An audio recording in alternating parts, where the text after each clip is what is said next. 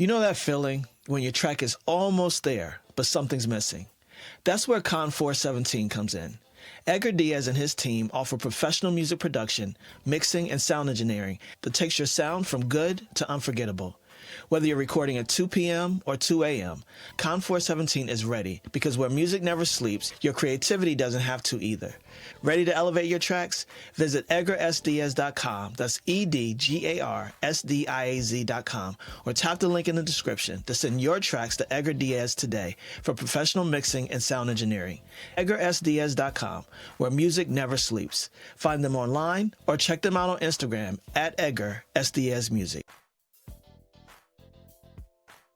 Welcome to the 4th season of Heard, Afros Audio Interview Series. I'm your host, Talib Jasir, and today my guest is Minista Jazz. How are you today? Amazing. That's awesome. I'm feeling really good today. That's good. Really good today, yeah. It's great to see you, great to speak with you.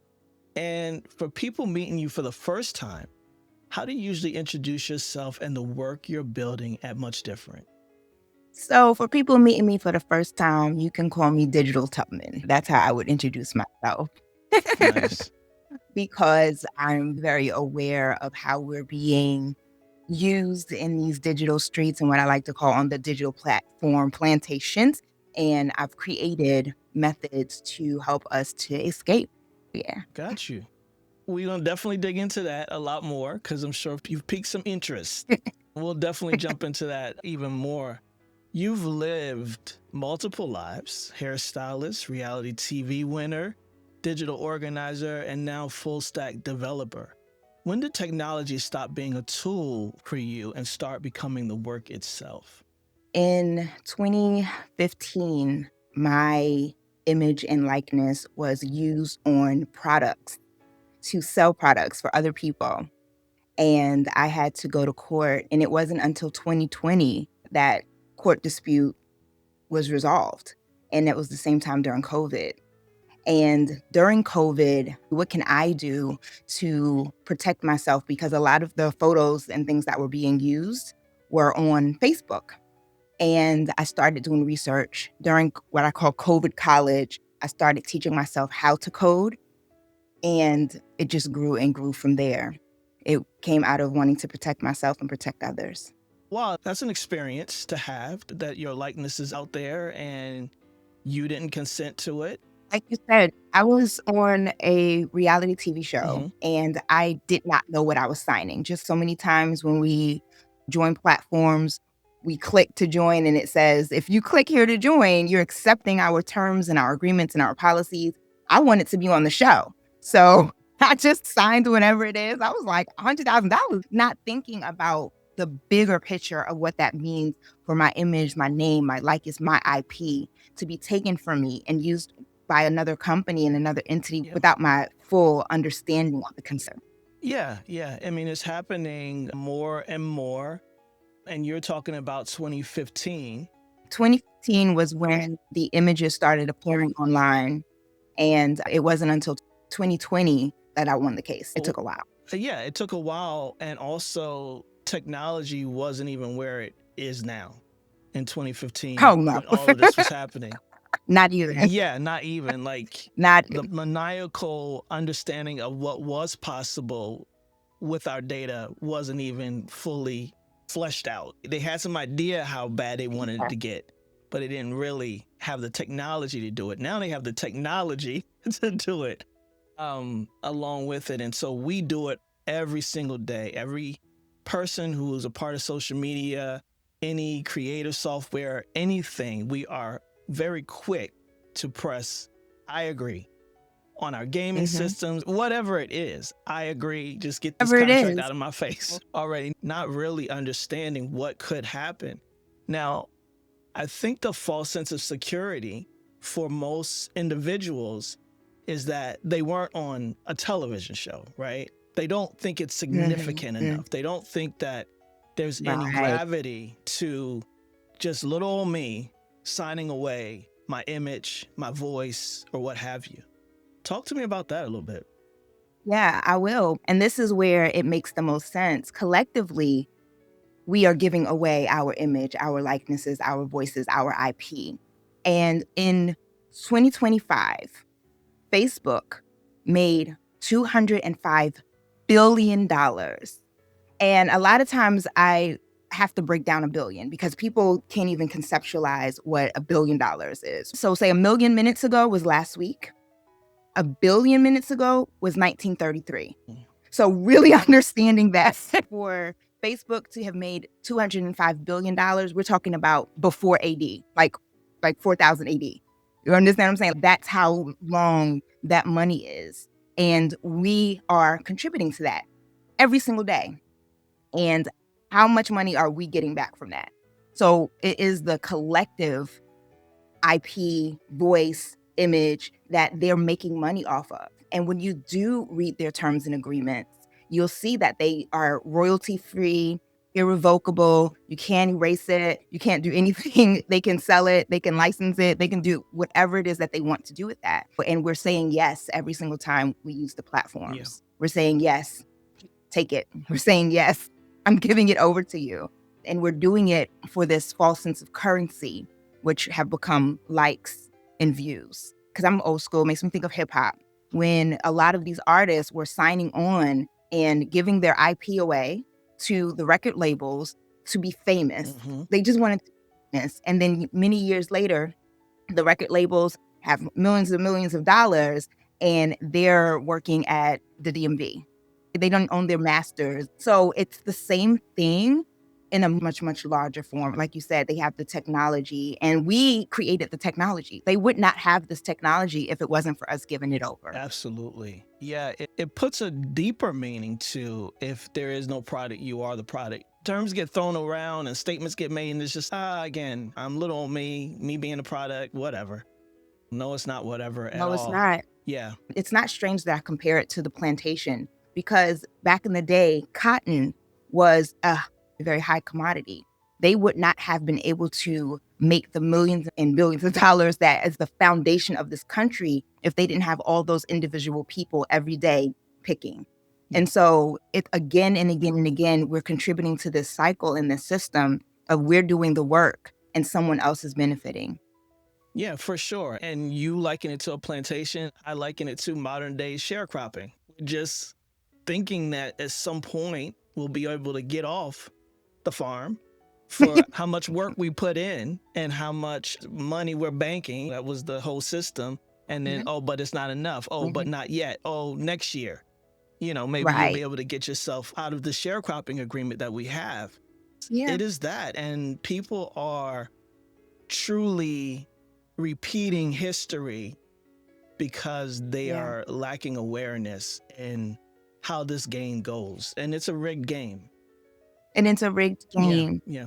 71% of independent creators make less than $30,000 a year, Talib. And so it's like when people sit down for a second, just for a moment, and think about how much of your time that you are using to create content that's actually not paying you back. Right. And then what could you be doing with your time to actually make things make money for you, especially since you know that you're valuable. But you have to understand your value. You have to understand your assets. And I think that's where the problem comes in. Like you said, people don't believe that their voice is an asset. They can't even fathom it. But your voice is unique. No one else's voice on the planet is like yours. That's what they know. They don't tell us. Yeah, absolutely. And the algorithm will manipulate you into thinking that there's more than just a few. And the reason that they're getting paid is to encourage and influence more people to try and get paid. People, exactly. The things that carrot, they do it in the casinos, they do it with the lottery.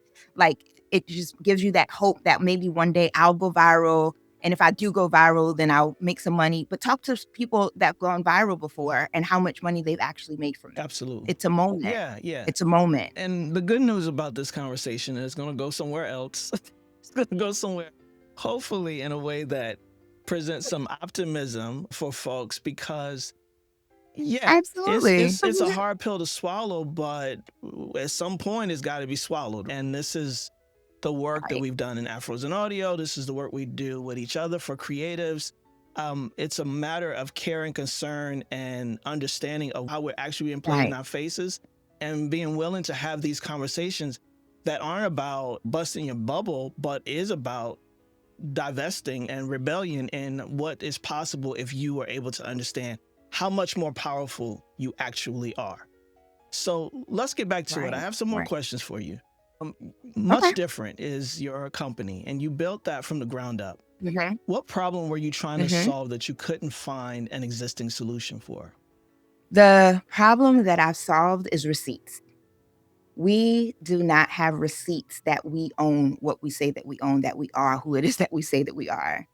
And there's no way to really prove that you are who you say that you are. I went through that with my image being stolen. It was just like, okay, this is you, but how do you prove it? And you would think, it's me, it's me. But that's not how the court system works.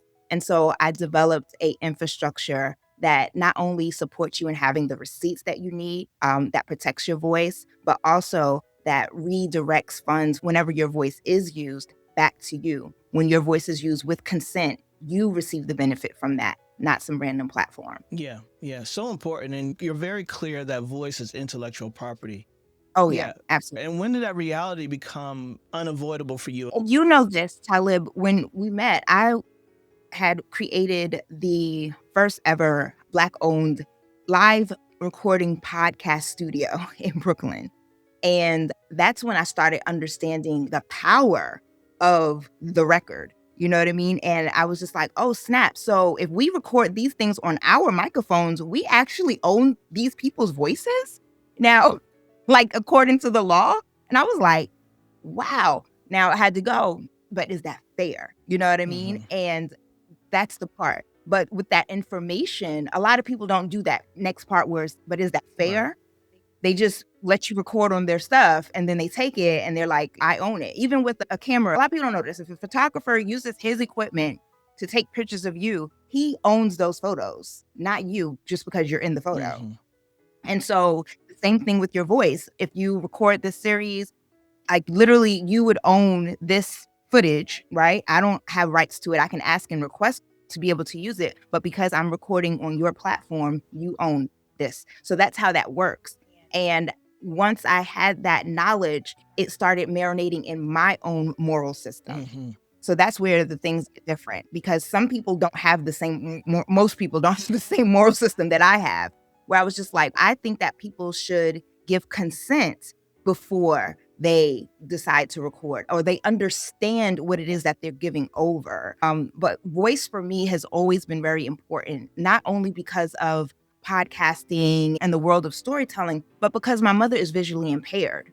And a lot of my life has been using my voice as her eyes.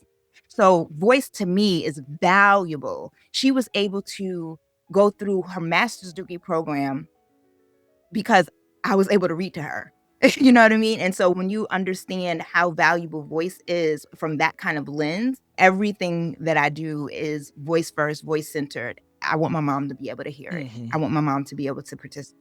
All of these things come together inside of a system that starts to coalesce. So you combine voice first technology, AI understanding, full stack development, and then it just starts to make sense and a product is born. For sure. And speaking of the product, the Sisterhood Voice Data Trust is a powerful idea that you've brought into the world. What does it mean to put voices into a trust instead of leaving them exposed in public platforms? Yeah, absolutely. So when we put our voices in a trust, again, it's the receipt that says that I am who it is that I say that I am. The trust not only records your voice, if you go through the system fully, it's your voice, your personhood, and your image that you're able to say, this is me on this date, this time. And it locks it in with your boundaries. So you can say, this is how I'm saying and giving consent for my voice, my image, and my likeness to be used. A lot of people don't think about this part, but what happens after you're gone? How is your voice, your image, your likeness going to be used? When I think about Maya Angelou, when I think about Toni Morrison, when I think about many of my ancestors, James Baldwin, we have access to their voice, but they don't have a say in how it is that we use it. We now have the technology to be able to say, this is how I want my voice used. So that's what the trust does for us. Not only that, once you are part of the trust, now you can consent to certain licensing deals and agreements, and we are able to trace that and run you back your money. So let's take a step back. What's a trust for your voice? So a trust is a system where you're inputting and it's protected by a trust protector, and it has a different governance than, say, a company like a LLC or whatever. To understand the distinction, the trust is a legal agreement of what we're doing with the voices. The actual database that I built, that's my IP of the system that I built in order to be able to put things into the trust. So it's underneath the legal binding of a trust. Okay. Well, you talk a lot about building receipts before they're needed. What does documentation look like when the harm hasn't happened yet, but you know it's coming? So I want to tell a story, if you don't mind, about Ida B. Wells. Ida B. Wells bought a ticket. She bought a ticket to ride in the woman's car. And back in the day, they had separation between women and men, and she bought a ticket to ride in a woman's car. The white men decided that she shouldn't be there because she was colored. And she fought them. She bit the guy, but they came and they dragged her off. She went to court because she had her ticket. She had no idea that they were going to do all of that. But because she had her ticket and the ticket said, this is for women, and she was able to prove that she was a woman, she was able to win that case. So it's really about doing your due diligence in the beginning, understanding your worth. Those are the things that had to line up for Ida. Like, she had to understand that I am a woman. I know who it is that I am. And I'm going to get my receipt so that if anybody does come for me, or anybody says that I am not who I am, or anybody uses me in a way that I don't agree to, I can say, this is who it is that I am. This is what my boundaries are. You can't do that. And there's no system right now that will hold up in court. For your voice or your likeness? For your voice. Got it. Nope. Okay. I'm learning some things today. Obviously, we know that we haven't clicked anything in our terms and agreements or privacy policies that we just blind faith do, and didn't click a box that says, you will protect my voice at all costs. We know we didn't do that, obviously. But at the same time, that level of even considering that one day, if I'm no longer here, or one day if I do something spectacular and I happen to be on Facebook and Facebook wants to then say, oh, this person was just doing something spectacular. And we already have their voice and their likeness in our database, and we can use it as if they said it's all good. Yep. That we don't consider it as the end users of a great many of these programs. So you're right. Not that you needed to know that was right, because you already said it and you already know it. Just reiterating for the folks in the back that we are literally and figuratively giving ourselves away. Yeah. And honestly, because the technology is there, anybody can use it. I designed it specifically for creators. I designed it specifically for podcasters, for authors, for comedians, for people who use their voice on a daily basis to generate revenue for themselves. Because it only takes a 30-second clip of your podcast to clone your voice, and then they can use your voice for anything that they like. Yeah. Yeah. 30 seconds. Yeah. Yeah. It's really about being able to say, I didn't agree to that. And here's the evidence. Yeah. And the reason why it's important that we really amplify what's happening is that the moment we started saying, hey, SIRI, hey, ALEXA, we started giving it away. We started doing it that way, right? The moment during COVID, these audio first social media companies cropped up, and it went hard, and everybody was on it, and everybody said so many things, and we were just being captured the entire time. And I really want to impress upon folks that this isn't alarmist. I did it too. We all did it. I gave my shit away too. And the thing about it is, guys, I'm not anti-AI. The technology, I love the technology. I love this technology. I am pro-consent. I feel like, and I've created this world. What does the world look like when we say yes to developing the technology, to training it together, and then being paid for what it is that we put in? Right. And that world could exist. So that's the distinction that I'm making. That's the line in the sand that I'm drawing, that one day in the future, they'll ask us to be a part of the platforms, or they'll use our database because we said yes, as opposed to all of the previous databases that were used that no one consented to.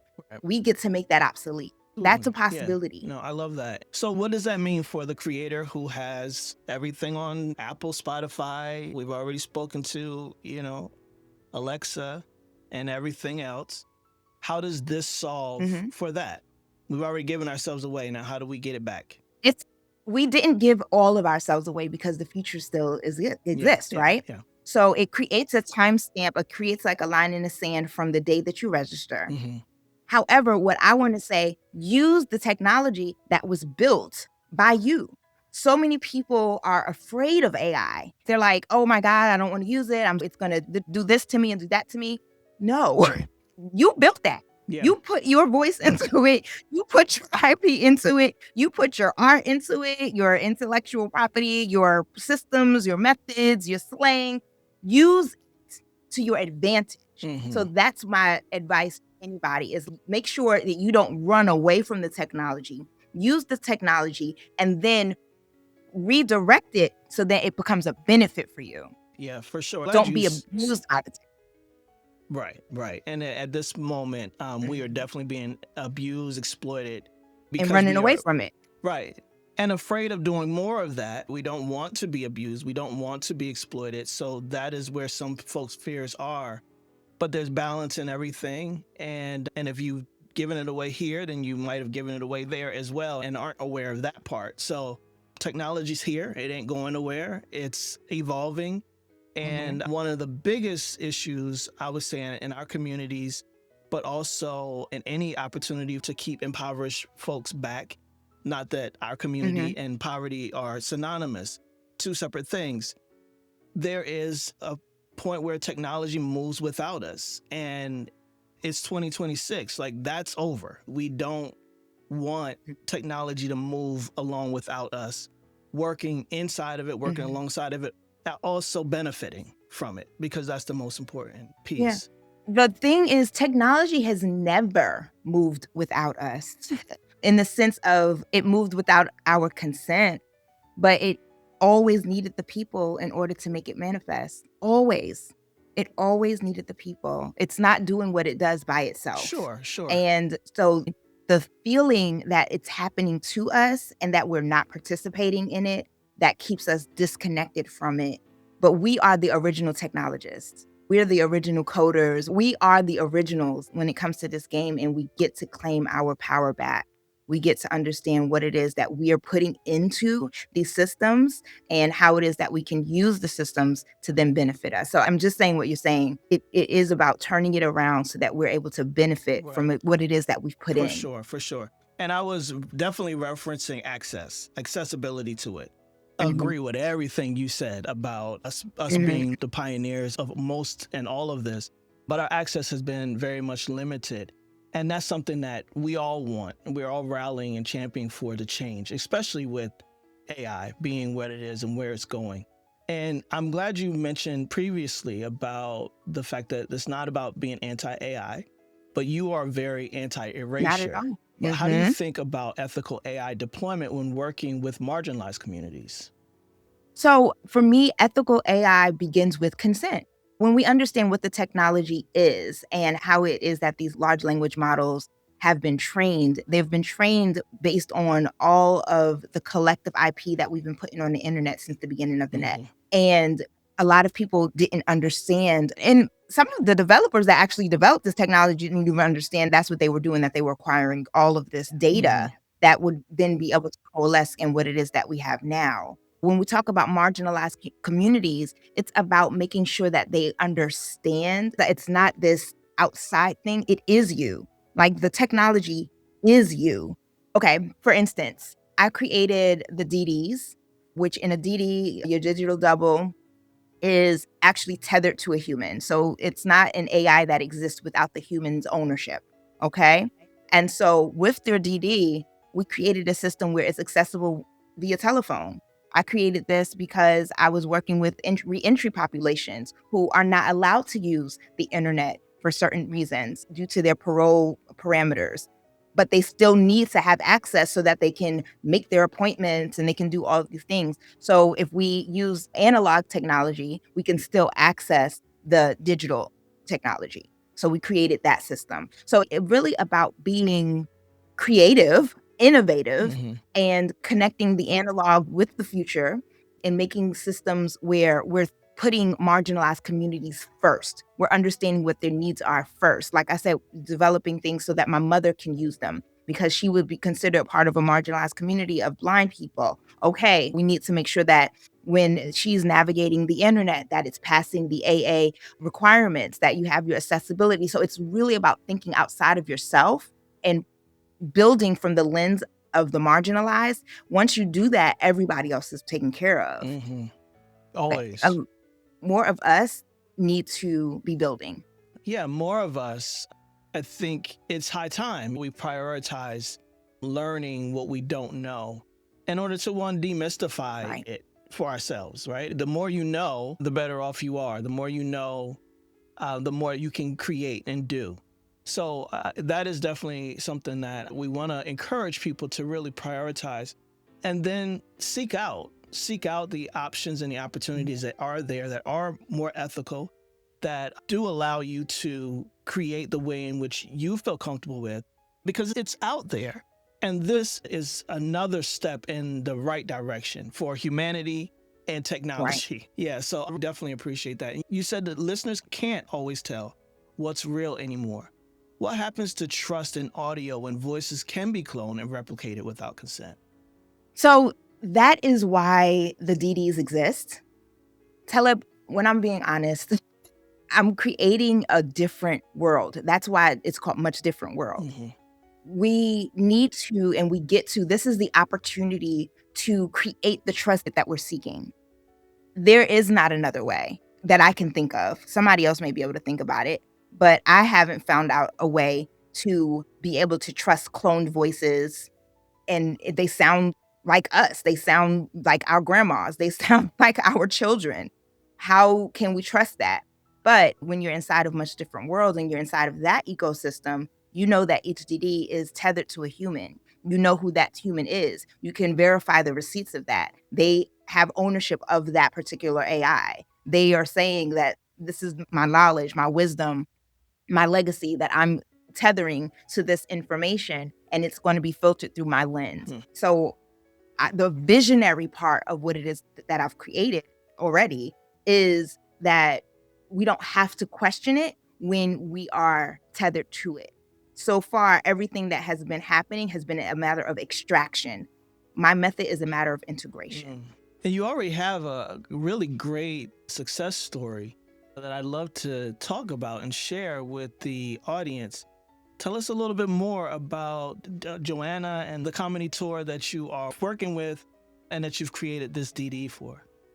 Absolutely. So Joanna, DD, standing for Digital Double, is the first comedian who has entered Much Different World. Joanna Briley is the human that is tethered to her DD. And she is a 57-year-old MTA. For those that are not from New York, that's the subway station, MTA worker. She works overnight in the booth. And she also is the founder of the Black Woman in Comedy Laugh Fest, which is going into its 7th year. She was featured on the Today Show last year. She has, been on Sherry Shepherd. She has been doing amazing things for the Black women in comedy community. And she started because, again, there were Black voices that weren't being heard and centered on stages. And so she said, let's create a festival where we can center Black women so that they can be uplifted. Her DD is now a part of a digital ecosystem that we created for comedians that will be launching very soon. And so when you go to BWIC laugh spelled LAFF, laughfest.com, enter into a version of a much different world. So where everyone within this ecosystem, their voice is protected, they have their IP is in a protected place where they've consented to be there. And we're learning to use Instagram, Facebook as billboards and not as our living rooms. So here's the billboard, come to my house. And then now in the house, you can really see where my things are protected, where my voice is protected, where I'm giving consent to be here. This is where we're exploring. And so Joanna is the facilitator and the community gatherer of all of this. And I supported her by designing this infrastructure so Black women comedians can live safely. I love that. I've interacted with Joanna's DD, and she got a laugh out of me, which I wasn't expecting. But it was great to be able to interact with something that, one, I know the source, I know who created it, so that in and of itself is an exceptional difference for me in accessing technology. But also having it sound so much like her personality, her persona, her comedy. And it was interesting, very intriguing. And thinking about where she is in her career and her life, it's like, wow, she's about to not have to trade so much time for money. And that's amazing. Right. She doesn't have to. That's the whole entire thing. We've been taught, like for the last 10, 15 years, build your brand, put it on our platforms, shuck and jive. Not for nothing. That's what it feels like a lot of times. Do your dances and all that kind of stuff on our platforms. We'll shoot some attention your way, but we have to constantly make the content. With using the AI technology, your IP regenerates for itself. It pulls from the content that you've already created, and it is based on you with your boundaries. It's safe. Love that. Love that. And so when you think about podcasters in the context of where we are, what we're doing here, what's your vision for podcasters and what's already out there, the episodes that are out there, but also some of the more entrepreneurial, enterprising of us that are in this game? What's your vision for creators that are audio first?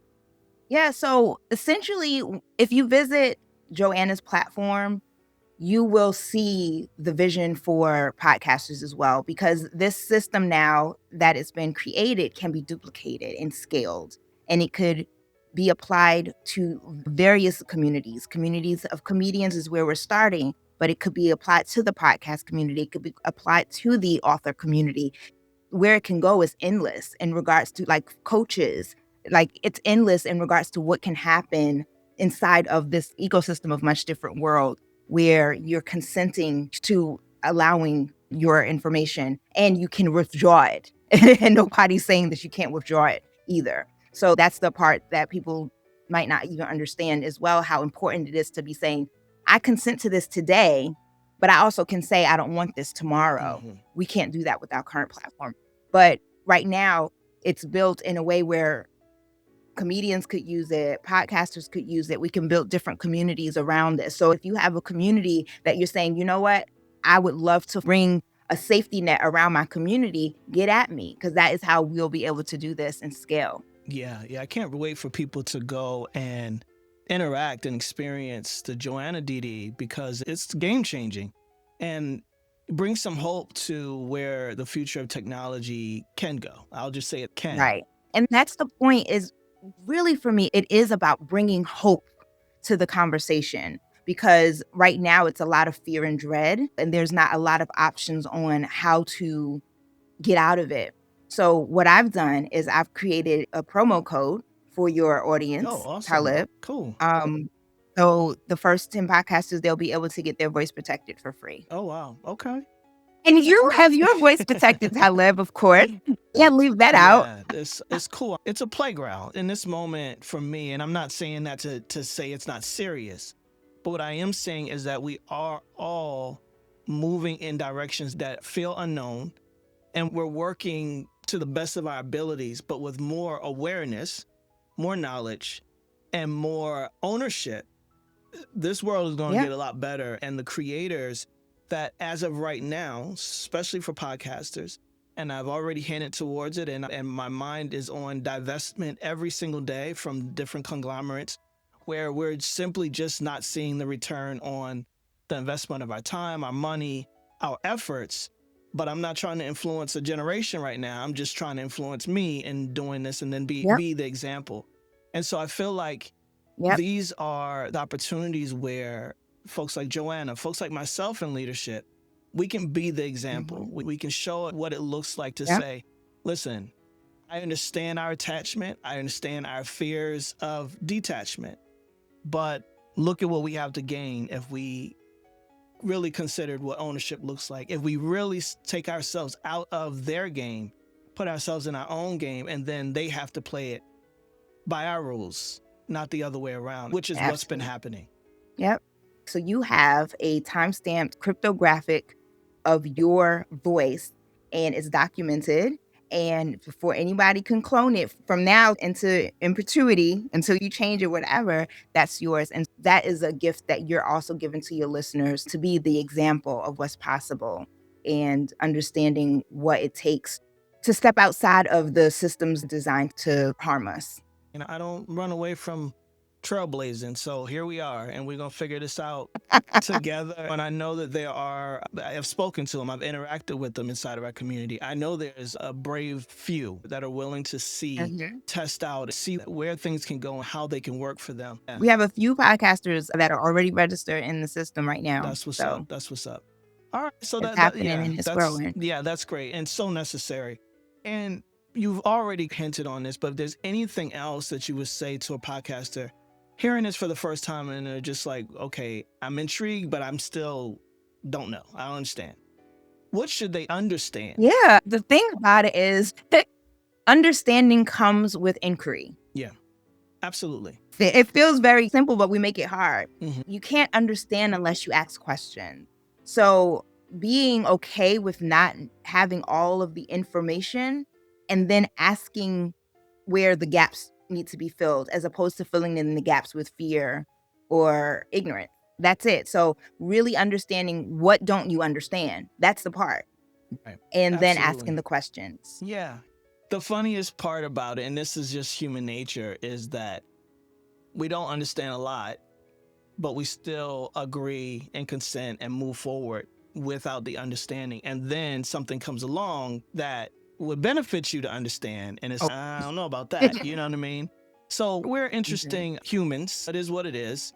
But where I was going with that question, I wanted to ask you is, what should they understand now about how their published episodes are actually being used in this moment that they may or may not even be considered? Again, it only takes 30 seconds to clone your voice. There's technology, there's software, rather, I'll say that to make the distinctions because I know better. There's software out there like Notebook LM where you can input and then they will make a podcast for you. One of the things that they're missing right now are authentic voices. Where do you think they're going to get those voices from? So understand that everything that you're putting out there, it is a free-for-all right now. And until you put your line in the sand to say, this is who it is that I am and this is mine, right now, you don't have any way to prove that. Let me say this. It took Matthew McConaughey 8 lawyers in 2 years to protect his voice. And I built the system so that you can do it much, much quicker. Yeah. He a rich white man, so there you go. Yeah. You've been clear that legislation is moving entirely too slow. What does creator power look like when permission hasn't caught up yet? One of the things I want people to look up is the Tennessee Elvis Act. The Tennessee Elvis Act is the act that says that it's illegal to clone your voice without your consent. It is in Tennessee, but the rest of the states don't have this law yet. So the legislation, they're moving slow because they don't understand the technology and what's happening. They can sense the danger, but our justice system was designed like in the 1800s and like way back. It wasn't designed for the fast pace that our technology is moving right now. So we need to understand the laws that are already in place and how we can support those laws in getting expansion. So if there's already something in place, such as the Elvis Act in Tennessee, speaking to your local Congress and things like that so that they can have the support to make these things more available to you where you live. That's important information. Most people don't know it. I know I didn't. Again, this conversation is necessary, and it shines a light on things that have been purposefully and deliberately kept in the dark, especially from those of us who are being exploited because we don't know, are being used up because we don't know. I appreciate you sharing that. And as Much Different succeeds the way you envision it, what changes for everyday creators 5 years from now? Oh, wow. 5 years from now, I see the lean toward consent-based training being more explicit. It won't be like a small little checkbox you saying that I consent to this. It will be something that's way more explicit. The first people that do say, I'm consenting to my voice, they will be a part of the big companies when they're starting looking to licensing and things like that's who they're going to be asking. Those are the people that are going to make the money. One of the things that's happening is they're moving away from screens. When you pay attention to technology, as I do, you see they're building devices that are screenless. A lot of the things that are coming out 2027, 2028, 2030, by 2030, we'll have a lot more screenless things. And voice is the technology of the future. If you ask anybody that's at the high levels of that space, they'll tell you, yeah, voice first. I've always been early. You know what I'm saying? Like I've always been early, but I'm glad that I'm early in this space in the sense of creating the protective layer because they're going to be looking for voices. And let them look for the voices that are protected. Let them look for the voices that are consented because we built that in. Yes. Love that. Appreciate that. And I'm grateful for the first of us get out here and do the damn thing. Even if you think back on hip hop and all of those, it was the first of them that actually benefit from all of the everything else. And so there are advantages to being a first mover. For sure. Absolutely. When people leave this conversation, and let me just say it's been eye-opening, enlightening, and very informative. It's caused me to want to know more, learn more, understand better what I'm actually doing on a day-to-day basis because I'm simply clicking. And that's something that I want to do much different, actually. So as people leave this conversation, what's the one thing you want them to do differently with their voice tomorrow? I want them to stop playing with their IP. I'm gonna let that land. Stop playing with your IP. Your voice is an asset. Treat it as such. Understand who it is that you are and your contribution to the world today and into the future is necessary and important. Treat it as such. Yes. Yes, ma'am.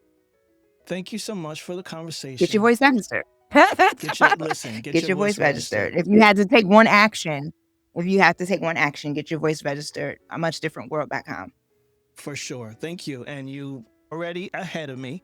Where can people learn more, figure out how to work with you, and register their voice? Absolutely. My living room is muchdifferentworld.com is where you can have your voice registered.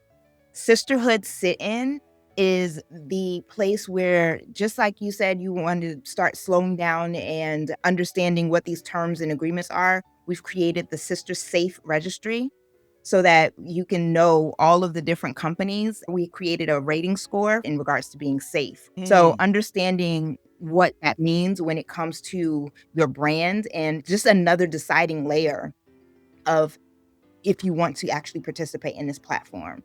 So that's sisterhoodsitin.com, just like how it sounds. Also, please support the Black Women in Comedy Laugh Fest. This is the infrastructure that will really change things and understand what it does so that you can get in contact with me. And everything I celebrate is, Black women built this. So you can find me there. I'm not going to tell you to go to any of those other ones to find me. You can find me at my house. Got you. All right, Minister. Listen, it's been a pleasure speaking with you, learning more about what you do, the brilliance, the innovation. I'm in awe, and I appreciate the work that you're doing. I look forward to the future with you and seeing where this goes and how creators can benefit because I only see a benefit. So thank you. I designed it that way. I designed it that way. Talib, I want to say something before Sure. we go.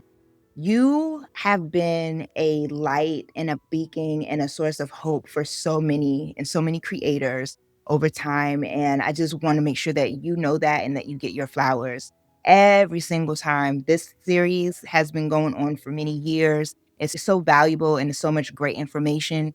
Even if you're watching this episode, go back, watch the other episodes, understand that this man has really invested his time, his energy, and his IP into making sure that you get this information and use it to the best of your ability. But Talib, you are one of our living legends and a great, and I thank you.